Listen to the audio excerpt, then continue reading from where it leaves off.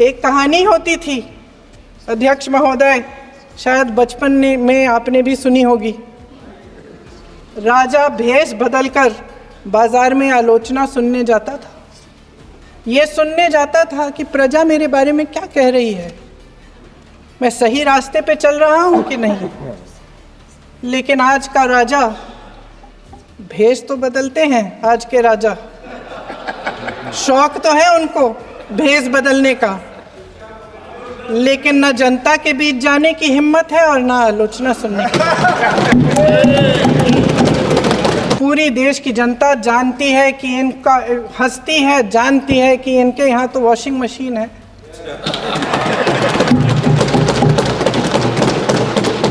जो यहाँ से वहाँ जाता है वो धुल जाता है। इस तरफ दाग, उस तरफ स्वच्छता। और मेरे कई ऐसे साथी हैं जो इस तरफ होते थे उस तरफ चले गए, मुझे दिख भी रहे हैं, वॉशिंग मशीन में शायद धुल गए हैं। अध्यक्ष महोदय, मैं सदन में नहीं हूँ, मात्र 15 दिनों से आ रही हूँ, लेकिन मुझे ताज्जुब होता है कि इन 15 दिनों में इतनी बड़े बड़े इश्यूज हैं, इतनी बड़ी बड़ी बातें हैं, प्रधानमंत्री जी मात्र एक दिन के लिए, शायद 10 मिनट के लिए दिखे हैं सभा। अगर लोकसभा में ये नतीजे नहीं आए होते तो ये संविधान बदलने का काम भी शुरू कर लेते। सच्चाई ये है अध्यक्ष महोदय कि आज संविधान बार बार इसलिए कह रहे हैं क्योंकि इस चुनाव में इनको पता चल गया कि इस देश की जनता ही इस संविधान को सुरक्षित रखेगी, कि इस चुनाव में हारते हारते जीतने से इन्हें एहसास हुआ कि ये संविधान बदलने की बात इस देश में नहीं चलेगी। नेहरू जी ने क्या किया? अरे वर्तमान की बात करिए, देश को बताइए आप क्या कर रहे हैं, आपकी जिम्मेदारी क्या है? कि सारी जिम्मेदारी जवाहरलाल नेहरू की है। कृषि के कानून भी बड़े बड़े उद्योगपतियों के लिए बन रहे हैं। सही एमएसपी को छोड़िए, डीएपी तक नहीं मिल रहा है। वायनाड से लेकर ललितपुर तक इस देश का किसान रो रहा है। देश देख रहा है कि एक व्यक्ति को बचाने के लिए 142 करोड़ देश की जनता को नकारा जा रहा है।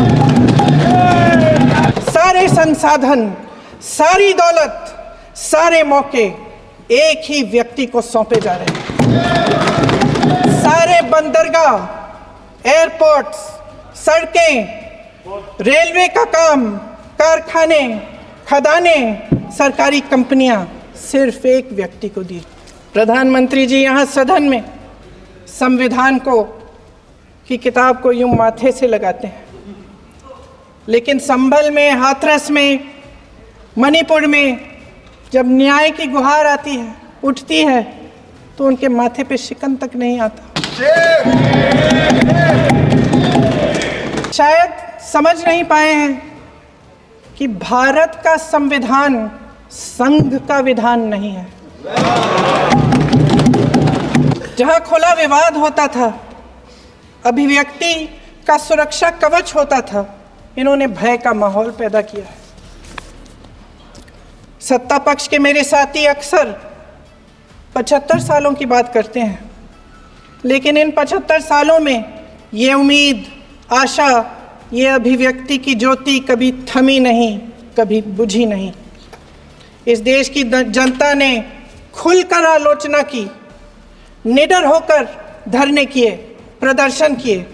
जब जब जनता नाराज हुई तब तब सत्ता को ललकारा, उसे चेतावनी दी, बड़े से बड़े नेताओं को कटघरे में खड़ा किया, उनसे जवाब मांगा, न्याय मांगा। इस देश के छोटे छोटे से नुक्कड़ की दुकानों में, चाय की दुकानों में, इस देश के घरों में, गलियों में, मोहल्लों में, अखबारों में, प्रकाशन घरों में, न्यायपालिकाओं में चर्चा कभी बंद नहीं हुई। लेकिन आज ये माहौल नहीं है। देशद्रोही कह कह के उत्तर प्रदेश में मुझे याद है कुछ अध्यापिकाएं प्रदर्शन कर रही थी, उन पर मुकदमा डाल दिया देशद्रोही का, उन्हें देशद्रोही कह दिया। इन्होंने देश का पूरा माहौल भय से भर दिया है। इनकी मीडिया की मशीन झूठ फैलाती है, तरह तरह के आरोप लगाती है। मैं इस सदन को याद दिलाना चाहती हूँ कि ऐसा डर का माहौल देश में अंग्रेजों के राज में था। लेकिन अध्यक्ष महोदय, भय का भी अपना स्वभाव होता है। भय फैलाने वाले हमेशा भय का खुद शिकार बन जाते हैं। ये प्रकृति का नियम है। आज इनकी भी यही हालत हो गई है। भय फैलाने के इतने आदी हो गए हैं कि खुद भय में रहने वाले हैं, चर्चा से डरते हैं, आलोचना से घबराते हैं। कई दिनों से हम मांग रहे हैं कि चर्चा करिए, लेकिन चर्चा करने की हिम्मत ही नहीं है। भय की भी सीमा होती है, और जब वो सीमा पार हो जाती है, जब किसी को इतना दबाया जाता है कि उसको लगने लगता है कि अब मेरे पास खोने के लिए कुछ नहीं है, तब उसमें एक ऐसी शक्ति पैदा होती है जिसके सामने कोई कायर खड़ा नहीं हो सकता। ये देश कायरों के हाथों में ज्यादा देर तक कभी नहीं रहा है। ये देश उठेगा, ये देश लड़ेगा, सत्य मांगेगा, सत्यमेव जयते। पहले संसद चलती थी तो जनता की उम्मीद होती थी कि सरकार महंगाई और बेरोजगारी पर चर्चा करेगी, कोई उपाय निकालेगी, कोई रास्ता निकालेगी। लोग मानते थे कि अगर कोई नई आर्थिक नीति बनेगी तो देश की अर्थव्यवस्था को मजबूत बनाने के लिए बनेगी, तो भारतीय बाजार को मजबूत बनाने के लिए बनेगी, उनके भविष्य को मजबूत बनाने के लिए बनेगी। किसान और आदिवासी भाई बहन भरोसा करते थे कि यदि जमीन के कानून में संशोधन होगा तो उन्हीं की भलाई के लिए होगा। आप नारी शक्ति की बात करते हैं। आज चुनाव की वजह से शायद इतनी बातचीत हो रही है नारी शक्ति के बारे में, क्योंकि हमारे संविधान ने महिलाओं को यह अधिकार दिया, उनकी शक्ति को परिवर्तित किया वोट में। और आज आपको पहचानना पड़ रहा है कि महिलाओं के बिना, कि नारी शक्ति के बिना ये सरकारें नहीं बन सकती हैं। इसीलिए आज आप नारी शक्ति की बातें दोहरा रहे हैं। जो आप नारी शक्ति का अधिनियम लाए हैं उसको लागू क्यों नहीं करते? वो 10 साल बाद लागू क्यों होगा? क्या आज की नारी 10 साल इंतजार करेगी उसके लागू करने के लिए? क्या बात है, क्या बात है।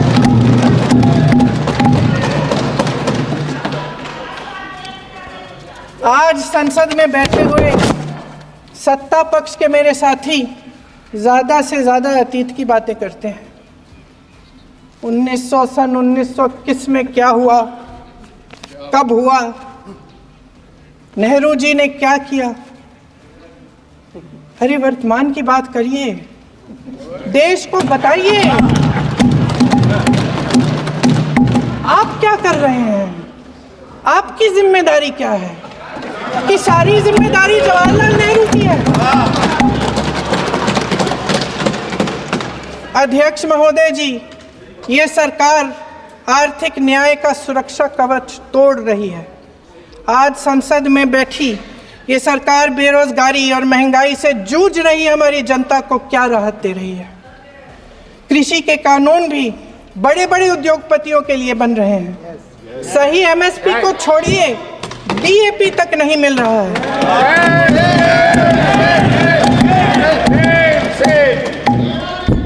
वायनाड से लेकर ललितपुर तक इस देश का किसान रो रहा है। आपदा आती है तो उसको कोई राहत नहीं मिलती।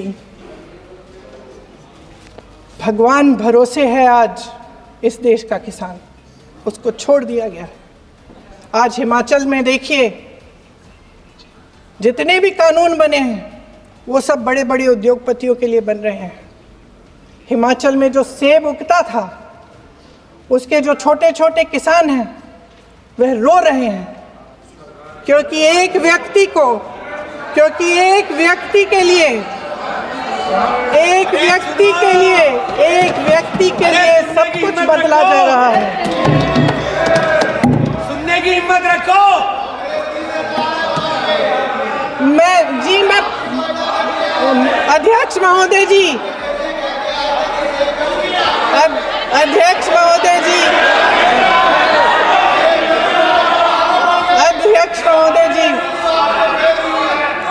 महोदय जी, अडानी जी को सारे कोल्ड स्टोरेज प्रदेश की सरकार ने नहीं दिए।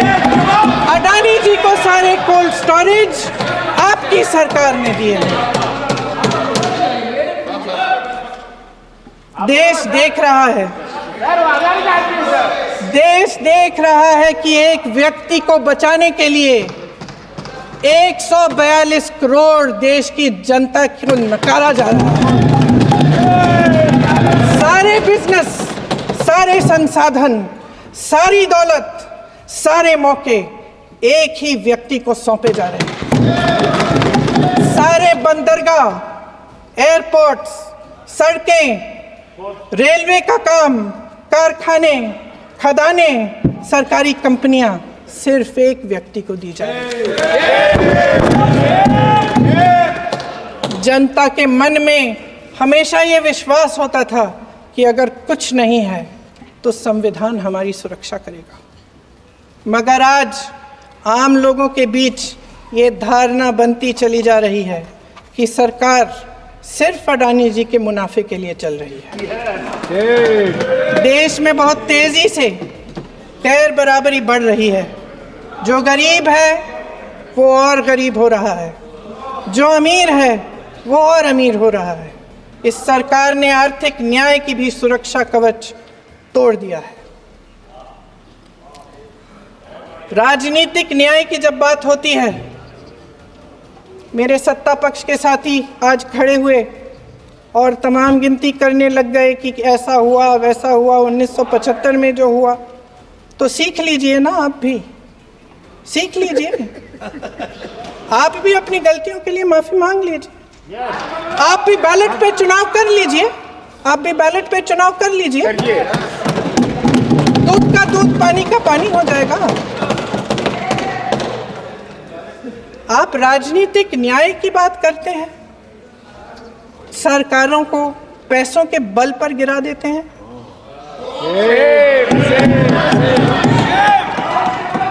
मेरा आग्रह है कि अपन संविधान में सकारात्मक बोले।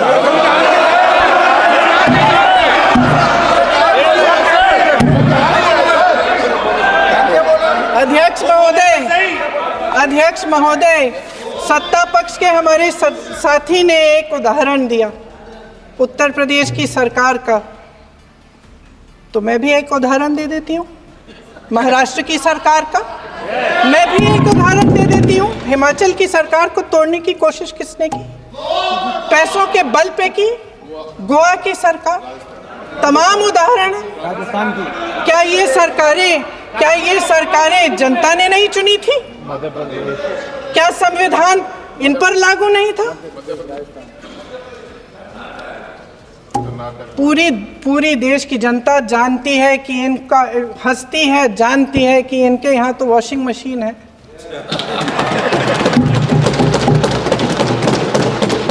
तो यहाँ से वहां जाता है, वो धुल जाता है। इस तरफ दाग, उस तरफ स्वच्छता। और मेरे कई ऐसे साथी हैं जो इस तरफ होते थे उस तरफ चले गए, मुझे दिख भी रहे हैं, वॉशिंग मशीन में शायद धुल गए हैं। अध्यक्ष महोदय, जहां भाईचारा और अपनापन होता था, जहां हमारे संविधान ने एकता का सुरक्षा कवच दिया था, वहां शक और घृणा के बीज बोए जा रहे हैं। एकता का सुरक्षा कवच तोड़ा जा रहा है। प्रधानमंत्री जी यहाँ सदन में संविधान को की किताब को यूं माथे से लगाते हैं, लेकिन संभल में, हाथरस में, मणिपुर में जब न्याय की गुहार आती है, उठती है, तो उनके माथे पे शिकन तक नहीं आता।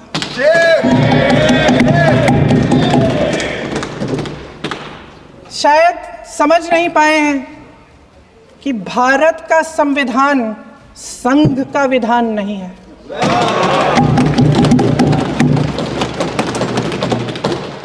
भारत के संविधान ने हमें एकता दी, हमें आपसी प्रेम दिया। उस मोहब्बत की दुकान जिस पर आपको हंसी आती है, उसके साथ करोड़ों देशवासी चले।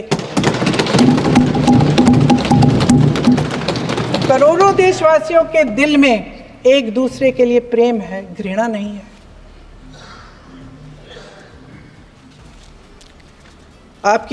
इनकी जो विभाजनकारी नीतियां हैं, उसका नतीजा हम रोज देखते हैं। राजनीतिक फायदे के लिए संविधान को छोड़िए, देश की एकता को भी ये रख नहीं सकते, इसकी सुरक्षा नहीं कर सकते। हमने संभल में देखा, मणिपुर में देखा। दरअसल इनका कहना है कि अलग अलग इस देश के अलग अलग हिस्से हैं, कैमरा लेकिन हमारा संविधान कहता है कि ये देश एक है और ये देश एक रहेगा। जहां खुला विवाद होता था, अभिव्यक्ति का सुरक्षा कवच होता था, इन्होंने भय का माहौल पैदा किया है। सत्ता पक्ष के मेरे साथी अक्सर 75 सालों की बात करते हैं, लेकिन इन 75 सालों में ये उम्मीद, आशा, ये अभिव्यक्ति की ज्योति कभी थमी नहीं, कभी बुझी नहीं। इस देश की जनता ने खुलकर आलोचना की, निडर होकर धरने किए, प्रदर्शन किए। जब जब जनता नाराज हुई, तब तब सत्ता को ललकारा, उसे चेतावनी दी, बड़े से बड़े नेताओं को कटघरे में खड़ा किया, उनसे जवाब मांगा, न्याय मांगा। इस देश के छोटे छोटे से नुक्कड़ की दुकानों में, चाय की दुकानों में, इस देश के घरों में, गलियों में, मोहल्लों में, अखबारों में, प्रकाशन घरों में, न्यायपालिकाओं में चर्चा कभी बंद नहीं हुई। लेकिन आज ये माहौल नहीं है। आज जनता को सच बोलने से डराया जाता है, धमकाया जाता है। पत्रकार हो या विपक्ष का नेता हो या किसी यूनिवर्सिटी का प्रोफेसर हो, छात्र संघ हो या कर्मचारियों का संगठन हो, सबका मुंह बंद कराया जाता है। किसी पे ईडी, किसी पे सीबीआई, किसी पे इनकम टैक्स, फर्जी मुकदमे लगवाए जाते हैं, जेल में डाल दिया जाता है। विपक्षी नेताओं को जेल में डाल दिया जाता है, उनको सताया जाता है। किसी को नहीं छोड़ा इस सरकार ने। देशद्रोही कह कह के उत्तर प्रदेश में मुझे याद है कुछ अध्यापिकाएं प्रदर्शन कर रही थी, उन पर मुकदमा डाल दिया देशद्रोही का, उन्हें देशद्रोही कह दिया। इन्होंने देश का पूरा माहौल भय से भर दिया है। इनकी मीडिया की मशीन झूठ फैलाती है, तरह तरह के आरोप लगाती है, और शायद वह भी भय में ही है। महोदय, मैं इस सदन को याद दिलाना चाहती हूँ कि ऐसा डर का माहौल देश में अंग्रेजों के राज में था।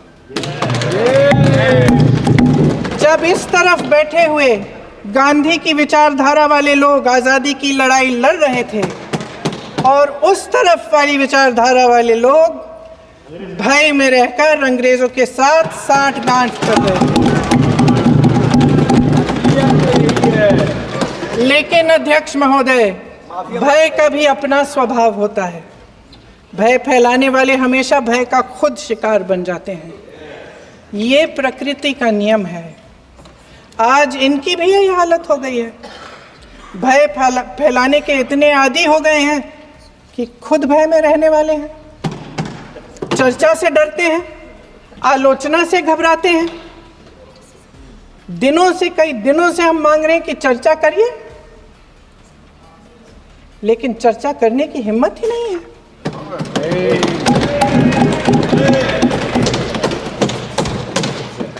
एक कहानी होती थी अध्यक्ष महोदय, शायद बचपन में आपने भी सुनी होगी।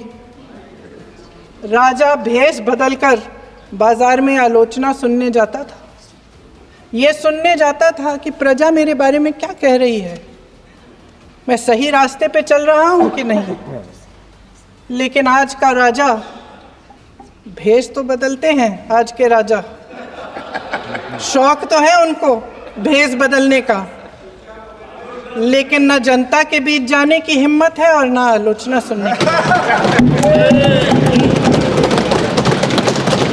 महोदय, मैं तो सदन में नहीं हूं।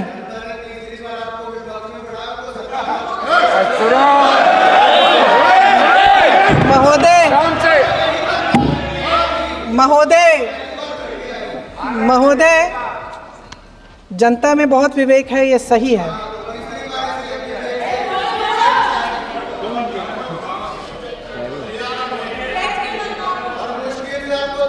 अच्छा महोदय, मैं सदन में नहीं हूँ, कुछ, हाँ ठीक है, मैं सदन में नहीं हूँ, मात्र 15 दिनों से आ रही हूँ। लेकिन मुझे ताज्जुब होता है कि इन 15 दिनों में इतनी बड़े इश्यूज हैं, इतनी बड़ी बातें हैं, प्रधानमंत्री जी मात्र एक दिन के लिए, शायद 10 मिनट के लिए दिखे हैं सर।